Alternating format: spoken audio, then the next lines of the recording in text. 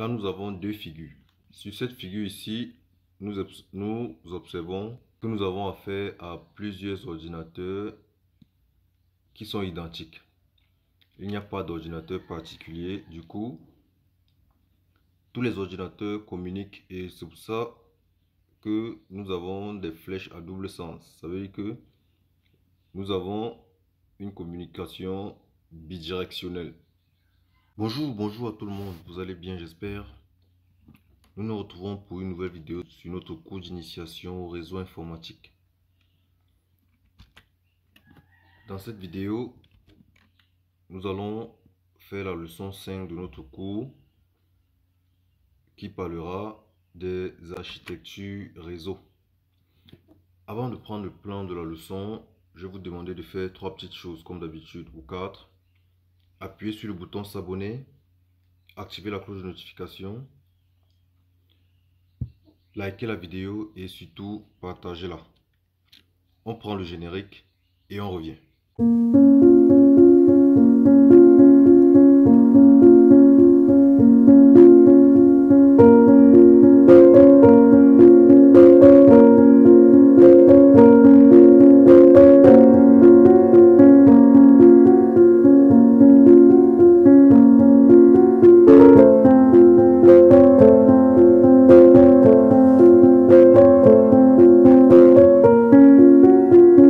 Le plan de notre leçon est le suivant. En grand 1, nous aurons les définitions. En grand 2, nous allons parler de l'architecture poste à poste. En grand 3, nous allons parler de l'architecture client-serveur. Sans plus tarder, nous allons donc passer aux définitions. Qu'est-ce qu'une architecture réseau? Comme d'habitude, je fais sortir un schéma et on observe. Là, nous avons deux figures. Sur cette figure ici, nous observons que nous avons affaire à plusieurs ordinateurs qui sont identiques. Il n'y a pas d'ordinateur particulier. Du coup, tous les ordinateurs communiquent et c'est pour ça que nous avons des flèches à double sens. Ça veut dire que nous avons une communication bidirectionnelle. Tu envoies, je reçois, j'envoie, tu reçois. Donc, ici, il n'y a pas d'ordinateur particulier. C'est pour ça qu'ici, nous allons parler d'une architecture d'égal à égal. Pourquoi? Parce qu'il n'y a pas d'ordinateur particulier. Ici, nous voyons, ici, qu'on va dire client A, client B, client C. Et là, il y a un ordinateur particulier qui reçoit toutes les requêtes et à chaque fois va renvoyer des réponses. Et en termes de définition ici, nous allons dire que l'architecture d'un réseau est un schéma qui montre la méthode de l'échange de l'information dans ce réseau. Ici, chaque ordinateur peut envoyer et recevoir des informations. Méthode. De ce côté, il y a un ordinateur qui reçoit les requêtes des autres ordinateurs qu'on va appeler clients et envoie à chaque fois une réponse. C'est pour ça qu'on distingue donc deux types d'architecture réseau. Architecture poste à poste ici et architecture client-serveur de ce côté. On va donc directement passer à l'architecture poste à poste. Comment fonctionne une architecture poste à poste? Nous avons déjà observé. On va donc donner le principe de fonctionnement, les avantages et les inconvénients. Dans cette manière de fonctionner ici, chaque ordinateur est libre de partager ses ressources. Chaque ordinateur est libre de partager ses ressources. C'est pour ça qu'on va dire ici qu'il n'y a pas de serveur dédié. Dans une architecture poste à poste, il n'y a pas de machine centrale. Ainsi, chaque machine est libre de partager ses ressources avec les autres machines du réseau. C'est pour ça qu'on va aussi appeler cette architecture une architecture d'égal à égal, une architecture peer-to-peer. Comme avantage ici, cette architecture est simple à mettre en œuvre et le coût de mise en œuvre est réduit. La mise hors service d'un poste ne perturbe pas gravement le reste du réseau, puisque cette machine qui est hors service a ses ressources qu'elle partageait et la même ressource peut être disponible sur une autre machine. Donc, il n'y a pas de machine indispensable dans le réseau.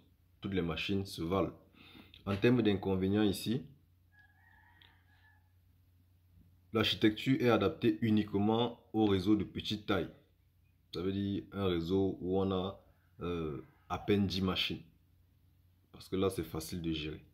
Mais lorsque le nombre de machines est déjà important, il est nécessaire de penser plutôt à l'autre architecture. Un autre inconvénient ici, difficile de mettre sur pied une politique de sécurité. Pourquoi? Parce que chaque ordinateur du réseau est un maillon faible. Chaque ordinateur du réseau représente une faille pour le réseau. On peut passer par n'importe quelle machine pour perturber le fonctionnement du réseau. Donc, pour mettre une politique de sécurité ici, il va falloir sécuriser chacune des machines. Pourquoi? Parce qu'il n'y a pas de machine particulière. Donc, il va donc falloir sécuriser chaque machine du réseau, ce qui n'est pas une tâche aisée. Ok, on va donc passer à la topologie, à l'architecture client-serveur. Au début du cours, lors de notre première leçon, nous avons défini serveur, nous avons défini client. On va juste rappeler ici en disant qu'un serveur, c'est ce dispositif matériel, logiciel, qui fournit des services aux autres ordinateurs du réseau qu'on va appeler les clients. Un client est par conséquent un équipement, un dispositif qui bénéficie des services d'un serveur. C'est pour ça que vous voyez ici, il fait une requête et il reçoit une réponse. Donc le serveur est là pour envoyer des réponses suite aux requêtes. Principe de fonctionnement. Cette architecture est basée sur le fait que les machines clientes contactent un serveur qui leur fournit des services. Les services sont exploités par des logiciels appelés logiciels clients s'exécutant sur les machines clientes. En réalité, ce qui va faire d'une machine un serveur ou un client, c'est sa configuration logicielle. Sur les machines serveurs, nous avons des logiciels serveurs qui sont configurés pour fournir des services. Sur des machines clients, nous avons des logiciels clients qui sont configurés plutôt pour bénéficier des services. Un logiciel comme le navigateur est un logiciel client, un client web. Ça veut dire qu'il communique avec un serveur web. En termes d'avantages ici, on peut dire que les ressources sont centralisées. Toutes les ressources se situent au niveau du serveur, ressources matérielles, ressources logicielles, connexion Internet, tout au niveau du serveur. L'administration est centralisée. Tout se gère au niveau du serveur. Donc, s'il faut planifier une politique de sécurité, s'il faut gérer le réseau, s'il faut gérer tout, c'est au niveau du serveur. Facile de mettre sur pied une politique de sécurité. Pourquoi? Parce que on se concentre sur une seule machine. Et le fait que le réseau soit centralisé aussi, c'est un inconvénient. Ok, en termes d'inconvénients, donc, le serveur est le maillon faible du réseau. Sa panne entraîne la paralysie du réseau, étant donné que tout le monde se concentre sur lui. Même un pirate qui arrive dans le réseau va se concentrer sur le serveur. Il sait que s'il met le serveur hors service, c'est tout le réseau aussi qui sera hors service. Le coût de mise en œuvre est élevé. Pourquoi? Parce qu'on a besoin des équipements spéciaux. On a besoin d'une machine spéciale et on a aussi besoin de payer un spécialiste pour la configuration. Le coût d'administration est aussi élevé puisque il faut un administrateur qui fera ces configurations-là. Il faudra le payer. Les administrateurs ne courent pas les rues, donc du coup, il faut les payer cher. Adapté uniquement aux réseaux de grande taille. Les réseaux de petite taille vraiment n'ont pas besoin d'un serveur dédié. C'est pour ça que l'architecture qui est adaptée là-bas, c'est l'architecture client poste à poste. Lorsqu'on a affaire à un réseau dans lequel on retrouve des vingtaines de machines, plus de 10 machines, il est nécessaire, il est important de mettre sur pied une architecture client-serveur dans laquelle les ressources seront centralisées au niveau du serveur. Je pense que c'est tout ce que j'avais à vous expliquer aujourd'hui. On va voir les questions qu'on pourra répondre ici en commentaire. Fin de la leçon. Si vous avez bien suivi cette leçon, vous devez être capable de répondre à ces questions-ci. Vous devez être capable de définir architecture réseau. Vous devez être capable de me donner en commentaire 2 types d'architecture réseau avec pour chaque architecture son principe de fonctionnement, 2 avantages et 2 inconvénients. J'ai hâte de vous lire en commentaire.